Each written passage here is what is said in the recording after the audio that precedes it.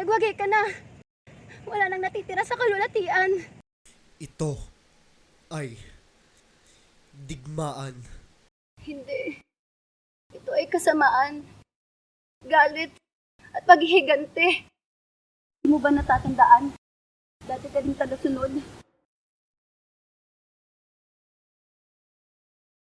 Ang naaalala ko lamang ay isang hangal.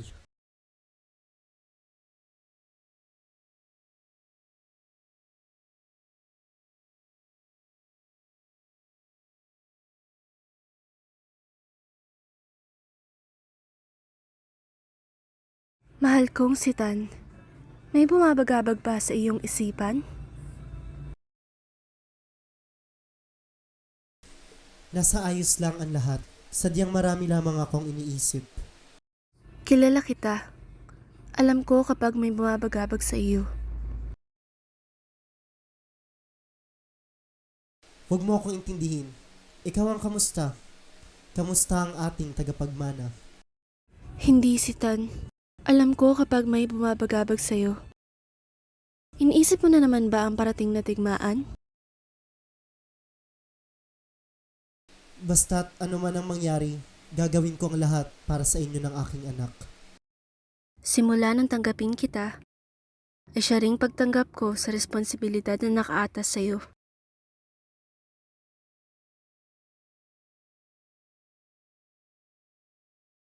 Ako'y nakapagpasya na. At pansamantala ko munang pinili ang aking mga mahal sa buhay. Sa ganitong paraan, sila'y aking mapapangalagaan. Kaya't kung iyo'y nanaisin, maaari bang ikaw muna ang pumalit sa aking pwesto hanggat inaayos ko pa ang ating mga problema? Naiintindihan ko, aking kapatid. Hayaan mo at ako na ang bahalang magpaliwanag sa ating mga kasama. Maraming salamat, aking kapatid. Ikaw lamang ang kaisa-isang taong aking mapagkakatiwalaan.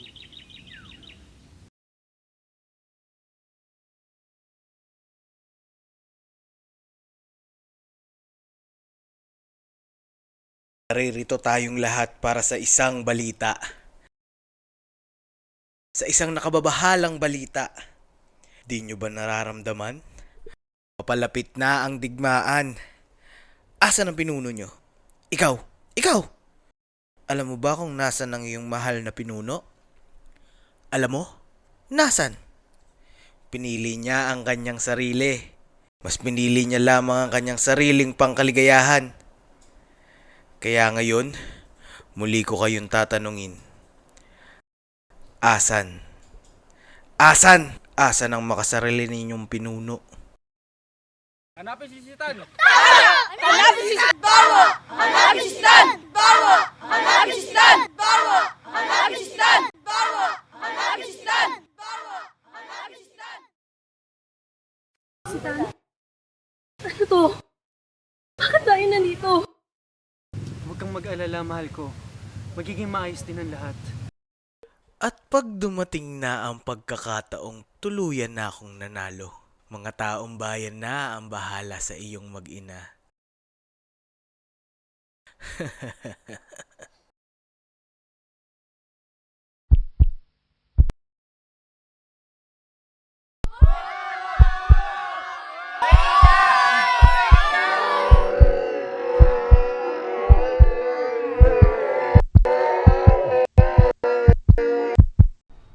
Kasunduan? Gusto ko ang mga kasunduan. Sa ilang libong taon na nagdaan, habang ako ay nakagapos sa kailaliman ng mundong ito, Sino ka? ikaw ay aking minamatyagan. Asan ka? Magpakita ka! Nilasap ang iyong kakanyahan. Hindi na ito magtatagal sapagkat nalalapit na ang iyong kamatayan. Ikaw? Halika, na't ako'y iyong pagsilbihan. Ikaw? Isang walang kwentang nilalang. Walang kwenta? Ako ay isang Diyos! Bago ka tumapak sa mundong ito, ako ay namumuno. Ako ay iyong pagsilbihan at ibibigay ko sa iyo ang kapangyarihang ninanais mo upang ikaw ay makapaghiganti. Ngunit, taliwas ito sa aking paniniwala at relihiyon. Ang mga Diyos? kailanman hindi nila pinakinggan ang iyong mga dasal. Tanging pagdurusa at problema lang ang binigay nila sa iyo.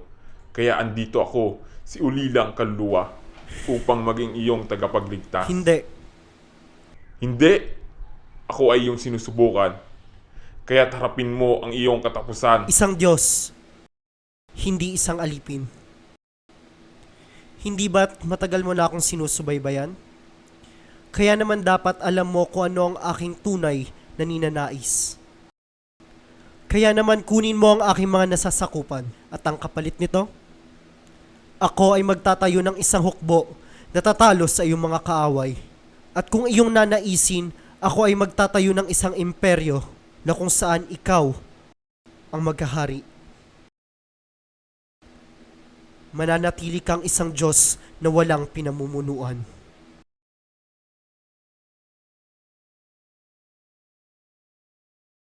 Tinalikuran mo ang kabutihan ng iyong sarili. At yan ang laban na hindi ka magwawagi. Maaaring maubos mo kaming lahat. Pero hindi ang pag-asa. Wes, mamatay ka!